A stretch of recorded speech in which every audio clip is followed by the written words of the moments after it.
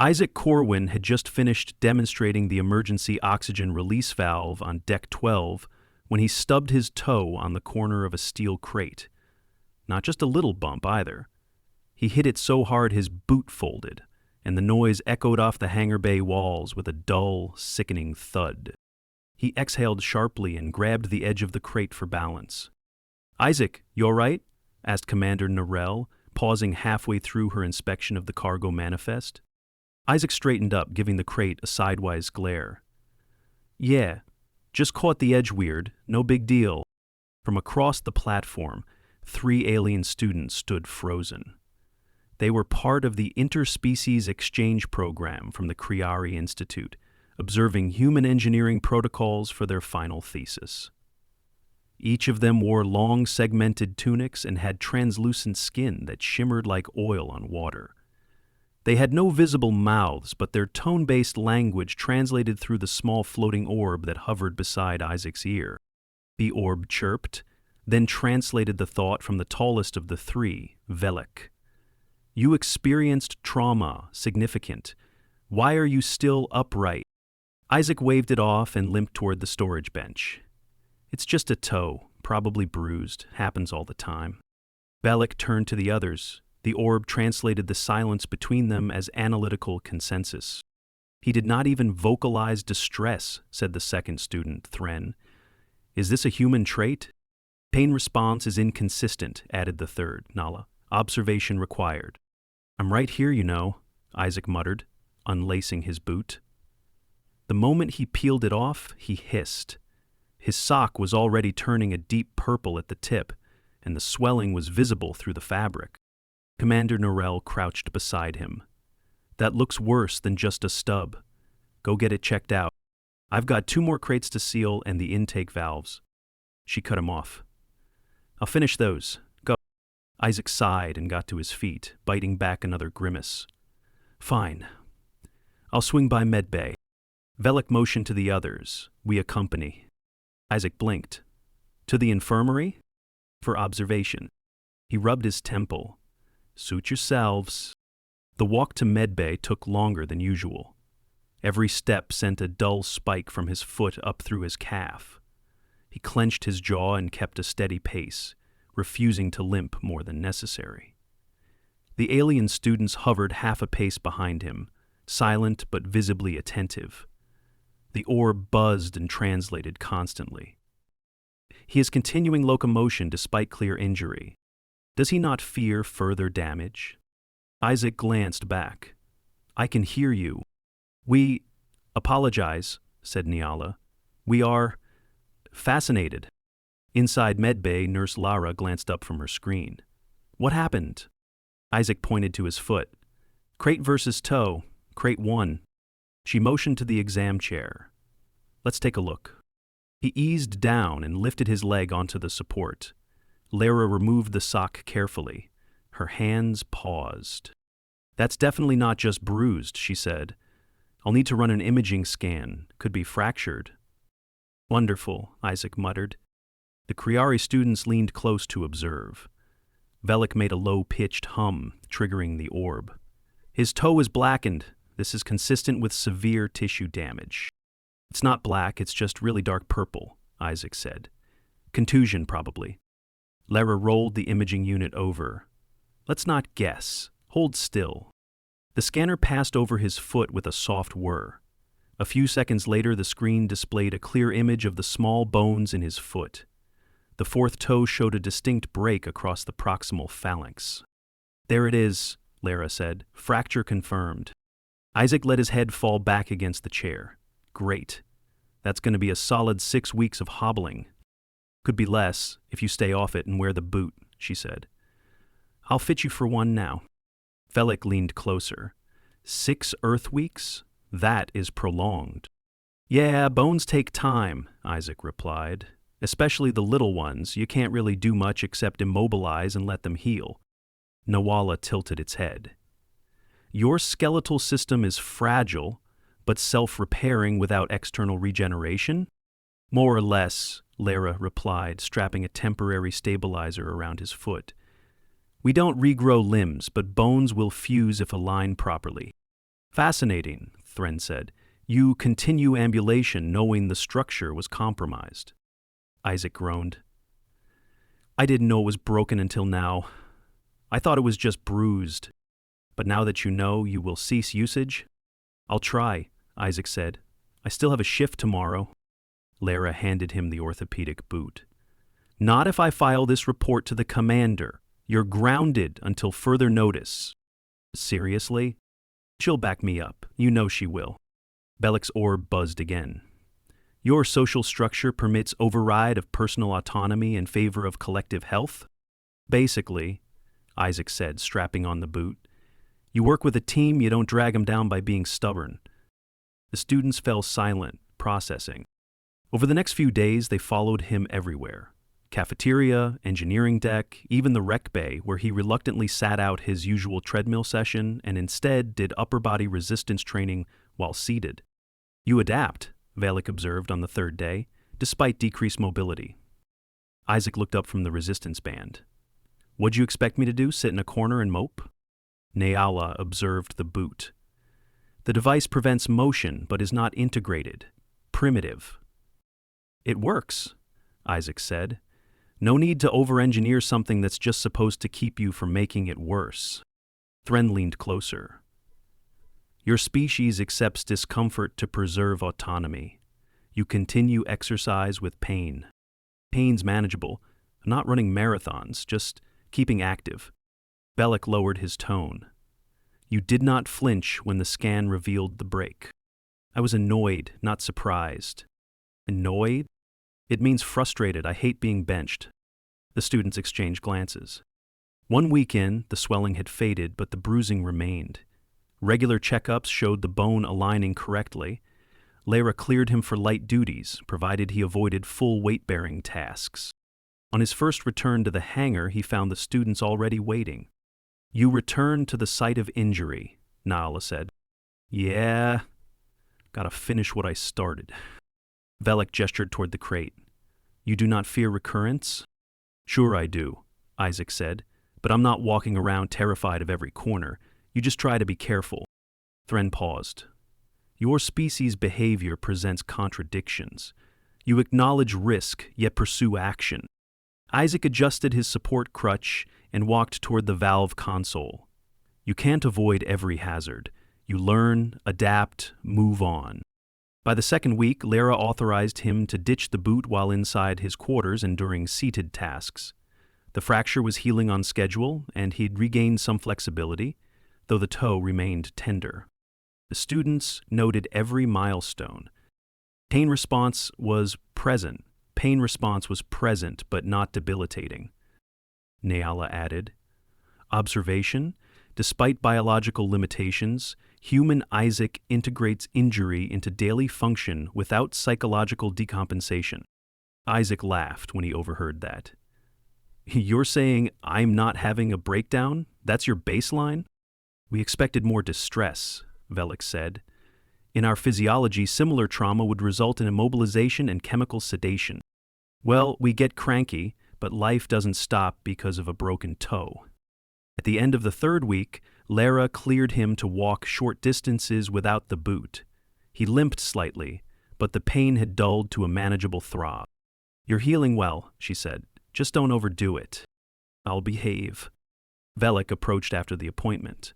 We depart next week. Already? Our observation period concludes. We will submit our thesis on human musculoskeletal resilience and psychological response to localized trauma. Isaac leaned on the table. That's what you're calling it? Nala nodded. We have documented over 100 data points. Your behavior has redefined several assumptions. I don't know if that's good or bad. It is illuminating, said Thren. The students left Earth orbit 5 days later.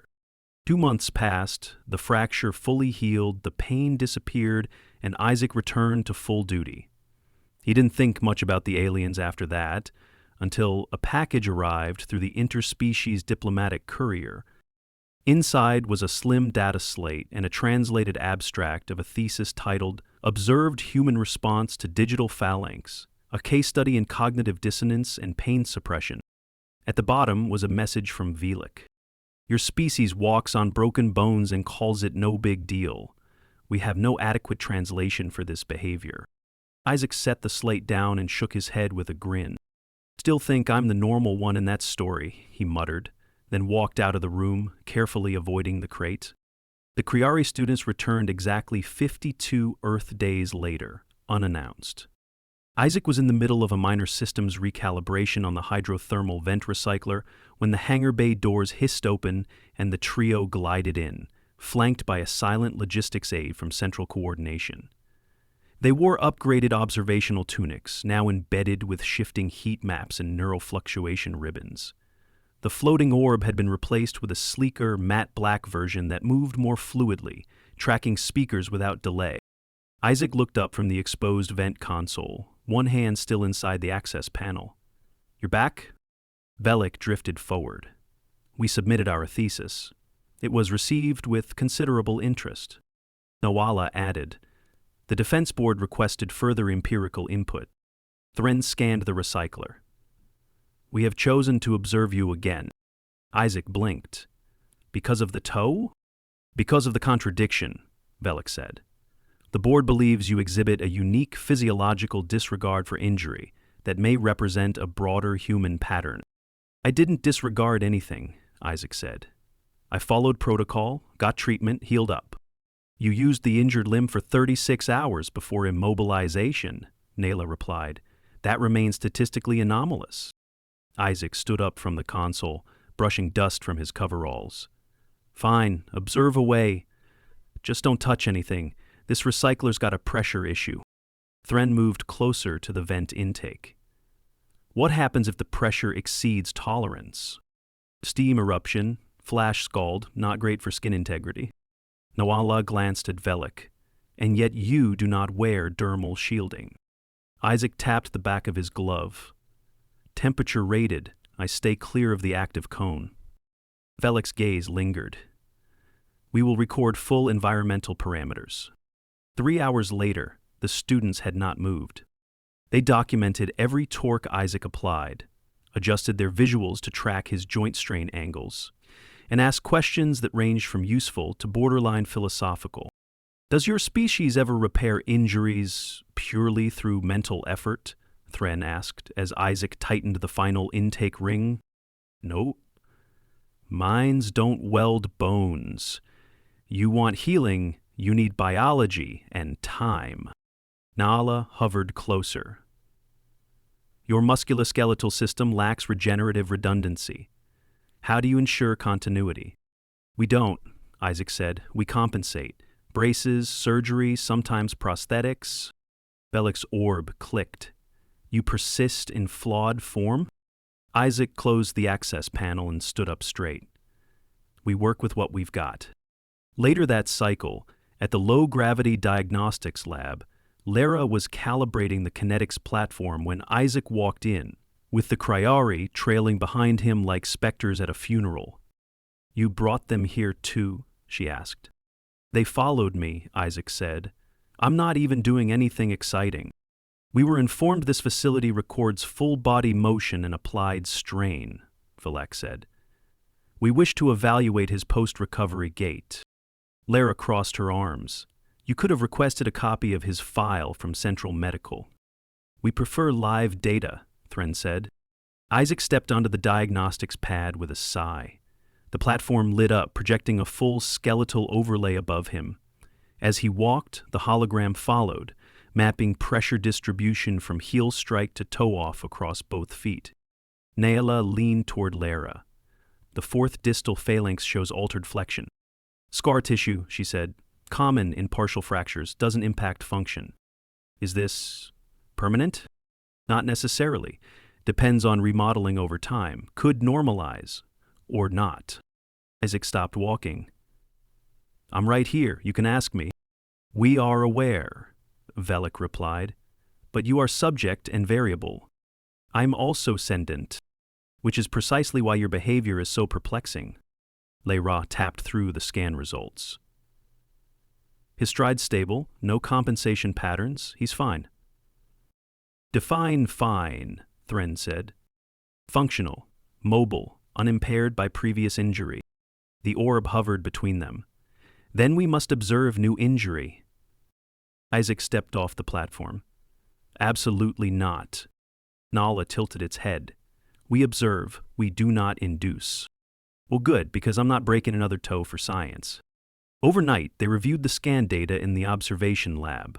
By the next morning, they were waiting outside Isaac's quarters at shift start, holding a thermal imaging array and a portable muscle conductivity. This is getting excessive, he said, pulling on his jacket. You exhibited strain in the plantar fascia during lateral movement, Velik said. We must determine if your microstructures are adapted or merely tolerant. Isaac rubbed his temple. Do Kryari not have hobbies? We find biomechanical thresholds intellectually satisfying. Find coffee intellectually satisfying. Nala offered a sealed flask. We synthesize your preferred brew using molecular analysis of cafeteria waste. Isaac took it reluctantly. That's simultaneously impressive and unsettling. It contains no contaminants. The brew was hot and nearly indistinguishable from his usual blend. He took a long sip and sighed. All right, let's get this over with. They followed him through the maintenance corridor to the auxiliary coolant station. The floor was narrower here. He moved sideways along the catwalk, adjusting a pressure diverter with one hand while clutching the safety rail with the other. Na'ala recorded muscle response from his calf and thigh as he crouched. You exert force across multiple axes without joint lock, Thren said. It's called balance. Your body stabilizes despite residual asymmetry. Isaac adjusted a valve. Because I trained it to. You think we just wake up knowing how to do this? We assumed instinct. It's repetition, training. Screw it up enough times and your body figures out how not to fall. They moved to the gravity sim chamber after lunch. Isaac sat on the floor, stretching his legs while the Kryari arranged their sensors. We will simulate increased weight load, Velik said. Observe strain adaptation.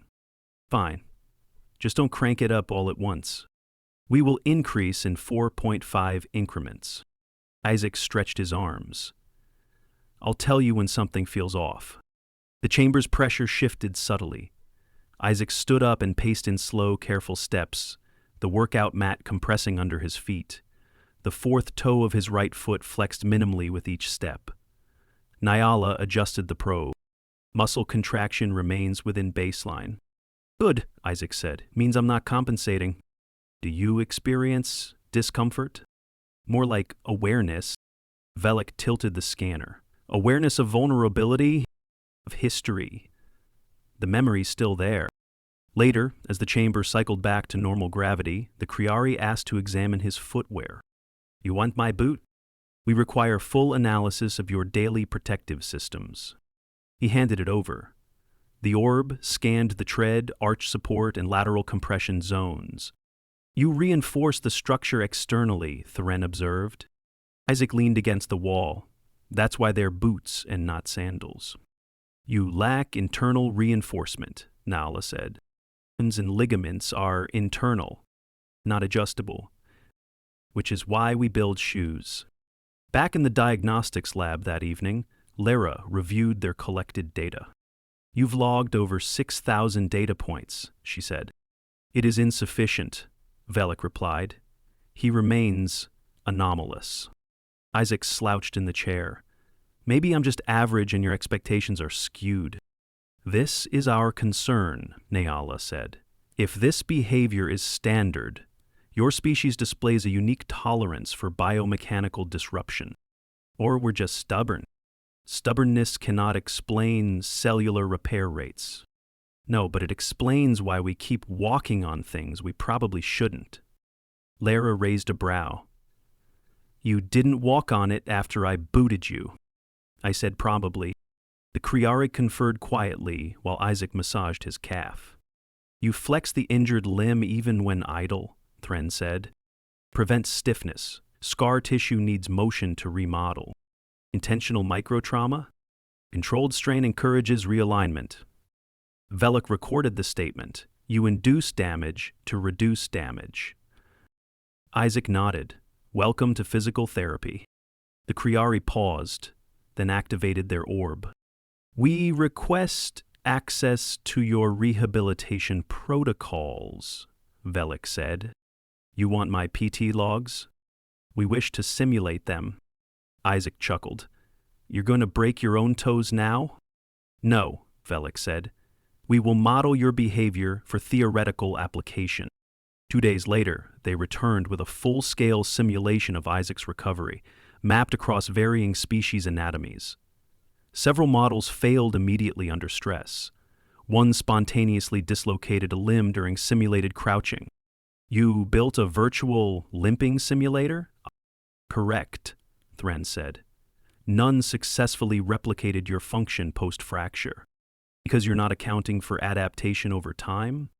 We simulated 12-week timelines. Then you're missing something. Pain tolerance, maybe, or just sheer bloody-mindedness. Naala paused. That variable remains poorly defined. Isaac stood. You'll never quantify it. It's not in the bones. It's in the decision to stand up anyway. Kryari exchanged a long glance. Velik turned toward him. We will update our thesis with a new variable, human persistence, unlinked to injury severity. Isaac stretched his arms, the overhead lights dimming slightly with the shift cycle.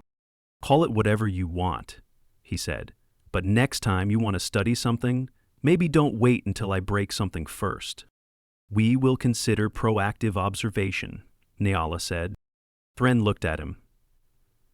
Will you continue calibrating the recycler tomorrow? Unless it explodes overnight. Then we will observe again. Isaac nodded. Bring more coffee. The Kryari students arrived at the Human Rehabilitation Center with the same quiet urgency they brought to every observational mission. This time, however, they had requested formal clearance not just to observe, but to participate in the full musculoskeletal recovery process of a human subject. Isaac had agreed, reluctantly, after being promised he wouldn't have to break anything again. He sat on the padded bench, one socked foot stretched out, the other still bare, while a physical therapist named Dima adjusted the resistance bands hanging from the wall unit. Dima was tall, blunt, and spoke in clipped sentences, his attention rarely leaving the task at hand. You're cleared for weighted toe curls today, Dima said, handing Isaac a small towel and a tray of steel beads. Don't fake it, I'll know. Isaac sighed and dropped the towel on the floor, placing the beads in a neat line. Is there any universe where this doesn't look ridiculous? Dima didn't look up. No. The three Kryari positioned themselves in a semicircle, their upgraded orbs hovering overhead, pulsing gently as they recorded. You will isolate the flexor digitorum brevis, Naala said. This is the muscle responsible for plantar flexion of the 4 lesser toes. Isaac raised an eyebrow. I thought you weren't supposed to know human muscle names. We acquired detailed anatomical charts since our last visit, Velik said. We are now familiar with over 640 skeletal muscle groups. Congratulations, Isaac muttered. He began curling the towel toward himself, scrunching it with his toes. The motion was slow, deliberate. Each repetition triggered a slight tremor in the arch of his foot. Thren focused on the readings. Electrical activity is within therapeutic thresholds. Pain level? Naala asked. 2 out of 10, Isaac said. More annoying than painful. Dima walked by and tapped the tray with a toe. Add the beads, no shortcuts. Isaac complied, dropping the small weights onto the towel. The added resistance changed everything. His toes flexed, strained, then hesitated. He grimaced slightly, but didn't stop. Why do you engage in discomfort voluntarily? Velik asked. Because if I don't, that toe won't regain proper control. I'll walk weird, mess up my gait, maybe my knee down the line. Thren tilted his head. A single, small joint affects the entire locomotion structure? If it throws off my balance, yeah. The chain reaction can be nasty. Naala recorded the motion. You anticipate future complications and act now to prevent them. That's why it's called rehab, Isaac said through clenched teeth. You fix it before it breaks something else. Dima handed him a resistance band. Let's test lateral motion. Loop this around both big toes. Pull outward. Isaac slid the band into place and began the exercise. His injured foot resisted less. The tension highlighted the lingering weakness in the lateral stabilizers. Sweat lined his forehead. If you feel the joint slipping, Dima said, stop immediately. I know. Nawala leaned closer. Have you experienced joint dislocation previously? No, Isaac said. But with scar tissue, the support isn't as elastic. You have to rebuild strength around it. Velik's orb pulsed. Your tissue does not regenerate to baseline? Isaac paused, catching his breath. It scars. That's not the same as full regeneration.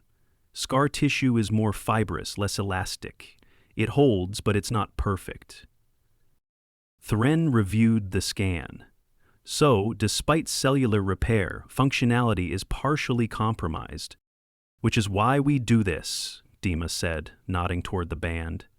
You don't just wait for healing, you rebuild capacity. 30 minutes passed. Isaac moved through each assigned task with mechanical focus. Weighted toe extensions, balance board shifts, towel pickups, each small motion meticulously tracked by the Kryari. At the end of the session, Dima handed him a printed evaluation. Progress is steady. We're regaining control, but don't skip rest days. Wasn't planning to, Isaac said, pulling his sock back on.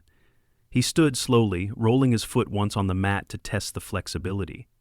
It still twinged on lateral pressure, but not enough to limp. Nawala approached. Have you considered surgical reinforcement? Not necessary. The bone healed aligned. Surgery would just introduce more trauma. Velik looked puzzled. You decline intervention that could improve structural integrity? Because the risk doesn't outweigh the benefit. Surgery means re-breaking the toe, installing hardware, weeks of downtime. For a digit that's already 90% functional, it's not worth it. Thren made a note. Human cost-benefit analysis includes psychological and logistical factors, not only mechanical outcome. Exactly, Isaac said. We're not machines. We weigh options.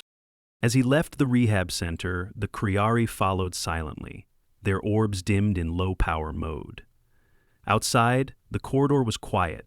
No alarms, no flashing lights, just the soft hum of filtration units. Velik broke the silence. Your species prioritizes gradual restoration over replacement.